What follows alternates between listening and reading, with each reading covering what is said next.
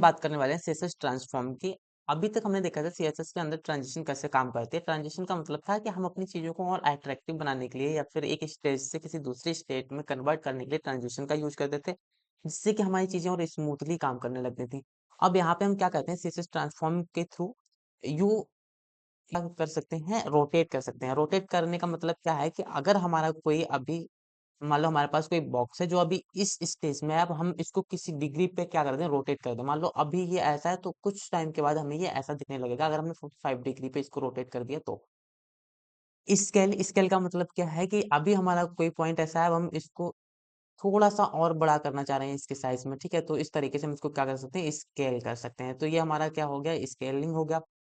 Skew कैसे काम करता है, अब स्क्यू जो होता है उसको भी हम देखेंगे, एंड ट्रांसलेट एन एलिमेंट।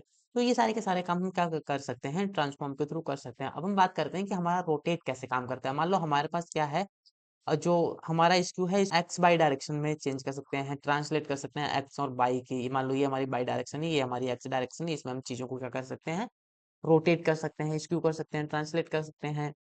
तो इस तरीके से हम क्या कर सकते हैं, एक्स वाई की फॉर्म में चीजों को इधर उधर कर सकते हैं। अब रोटेट हमारा कैसे काम करता है, मतलब हमारे पास ये क्या है, एक्स, हमारे पास एक्स वाई डायरेक्शन है, ये हमारी बाई डायरेक्शन होगी और ये हमारी क्या होगी, एक्स डायरेक्शन होगी।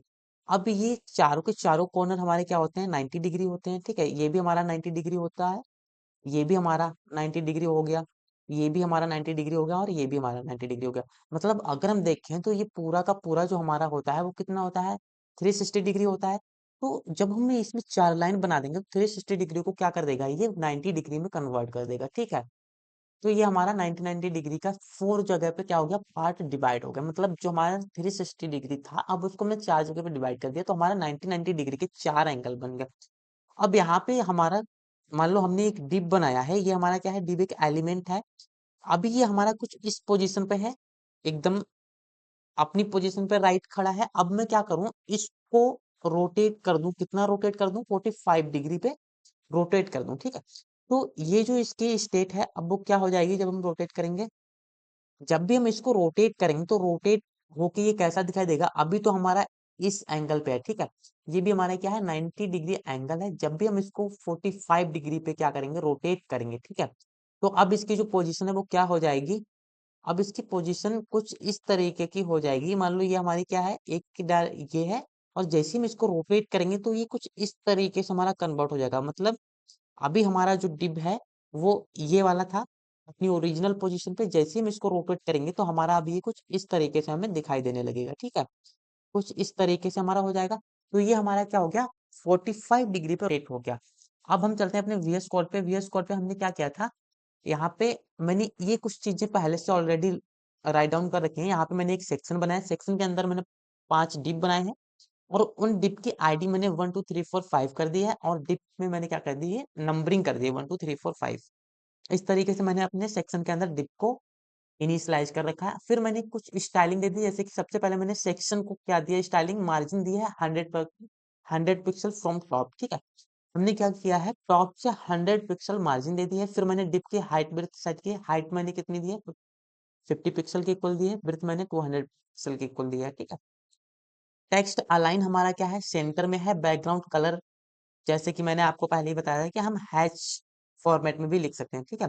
तो उस तरीके से मैंने क्या किया, हेक्साडेसिमल की फॉर्म में अपने कलर को दे दिया। अब ये कलर पिकर, बहुत सारे कलर पिकर हैं, आप वहां से ले सकते हैं, नहीं तो आप जाना उसमें कलर चार्ट देखना गूगल पे सर्च करके, तो वहां से मैंने ये कलर ऑलरेडी ले रखे हैं, या फिर नहीं तो आप डायरेक्टली यहाँ से भी इनको क्या कर सकते हैं, ले सकते हैं।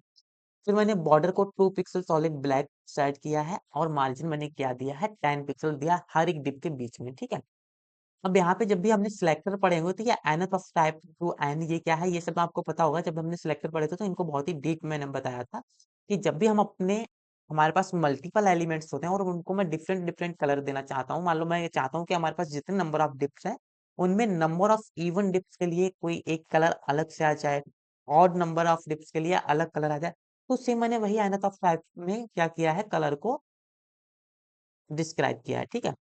फिर मैंने क्या किया है, nth ऑफ टाइप 3n, मतलब हर एक तीसरा जो आएगा, ऊपर से 2 छोड़ के जैसे ही हमारा तीसरा आएगा उसका कलर क्या हो जाएगा, ऑरेंज हो जाएगा, ठीक है। जितना भी तीसरे नंबर पे आ रहा होगा वो सब ऑरेंज में कन्वर्ट हो जाएगा। तो अब अगर हम अपना आउटपुट देखें तो आउटपुट हमें हमारा कैसा दिखाई देगा? कुछ इस तरीके से हमारा आउटपुट आ रहा है।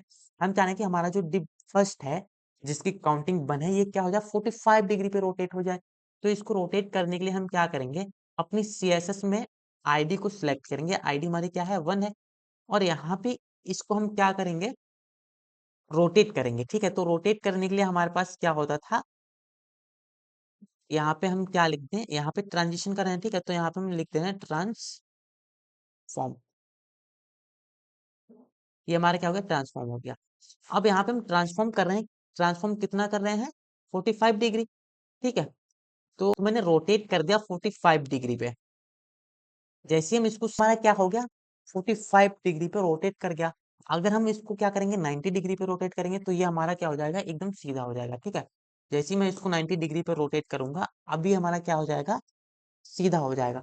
तो इस तरीके से हमारा रोटेट काम करता है। अब नेक्स्ट वीडियो हम देखेंगे स्केल कैसे काम करता है हमारे ट्रांसफॉर्म के अंदर।